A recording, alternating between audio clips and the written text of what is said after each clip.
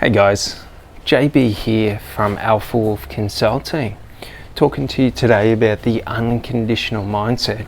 And an important thing to realize when trying to cultivate an unconditional mindset is the removal or alteration of the barriers of time. So within a conditional or transactional mindset, we think short term. I take an action and that action should produce a result. Now, an important thing to think about with the unconditional mindset is we are not associating time frames to it. We are not sort of taking actions for instant gratification or instant results. Now, that's not to say results can't come instantly, but it's to say that when I am thinking unconditionally, I am thinking in time frames of 10, 20, 30, 40, 50 years. We're thinking about lifetimes. Do you sort of get it? So understanding this is just understanding that, like, I'm not, for example, building self-love within myself to get an instant result. Even though that is the response that happens, I'm building self-love in myself so that for the rest of my life, I live a life of love within myself. Does this make sense?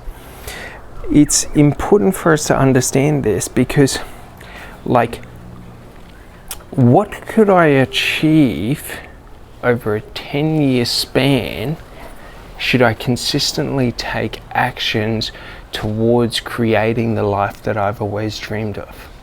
What kind of a life could I create in comparison to this expectation that I'm creating the life I always dreamed of and I want it in the next 2 weeks, 6 months, 12 months, 2 years?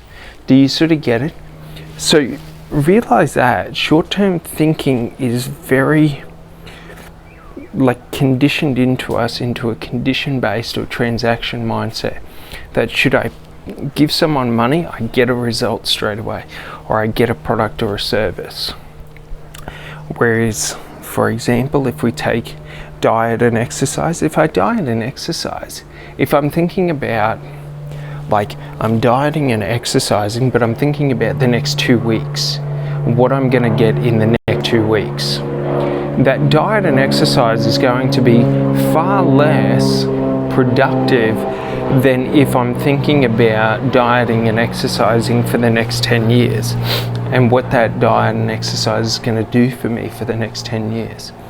So an important thing, especially for me, is to remind myself and realize that we are playing the long game in life.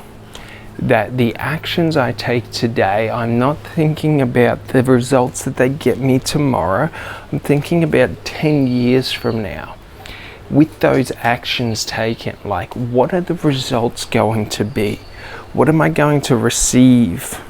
Like, what are the rewards going to be? Does this sort of make sense? So the more we can project out further and further and further, the better and better the results are for the actions that we take. And the more each action compounds on itself or on another. So just realize that like, to create an unconditional, like a truly unconditional mindset, I'm refraining from setting deadlines or time frames to the actions that I'm taking. And instead, I am projecting out 10, 20 years into the future. Do you sort of get it? So rather than me seeing today that, for example, creating this content, I'm creating this content, now I want an instant return. But it's like, if I were to create this content and leave it for a day, a week, a year, 5 years, 10 years, how much greater organic reach would it have? Do you sort of get it? Like how much more powerful would each action become in those time frames? The action in 1 day, the action in 2 weeks, the action in 1 year, the action in 2 years, the action in 5 years, 10 years, 20 years, 50 years. Realize that the more or the longer the time frame is that I'm willing to give something, the more potent and powerful the action becomes. The more the action sort of compounds on itself. And it's very important for us to understand this, because it's a shift in perspective where I cease to see the actions or activities that I do as being short term. And I shift them over to being long-term goals. So if I wanted to, for example, lose 20 kilos in 1 week, if I wanted to lose 20 kilos in 1 year, if I wanted to lose 20 kilos in 10 years, what is going to be the results and the actions that I have to do? If I want to lose 20 kilos in 1 week, well, I have to fast. I have to do extreme exercise. I have to, sort of do highly radical actions to try and get the results. If I wanted to lose 20 kilos in 1 year, I could take gradual steps. I could take consistent steps where I exercise every day. If I wanted to lose 20 kilos in 2 years, or say 10 years, like what would become the difference? So like if I want to lose 20 kilos in 1 year, I must diet and exercise for that 12 months. And I must do it on a regular basis. If I wanted to lose 20 kilos in 10 years, that is a far more consistent action. Do you sort of get it? I have to diet and exercise, while be it not to the most extreme level, I have to consistently diet and exercise over that 10-year period. So actually, if we were looking at the real results, should I look at the week result of the 7 days? I might hit 20 kilos, more than likely I'd hit 10 to 15 kilos. If we look at the year, I might hit 20 kilos, I might even hit 40 to 50 kilos. If we look at it for the 10-year period, it wouldn't be that I hit a certain weight goal. It's that I would optimize my health. Do you sort of get it? Being consistently healthy, my quality of life would dramatically change. And this is the importance. When we start to realize that the actions I am taking, the goals that I have, what I'm moving towards in life.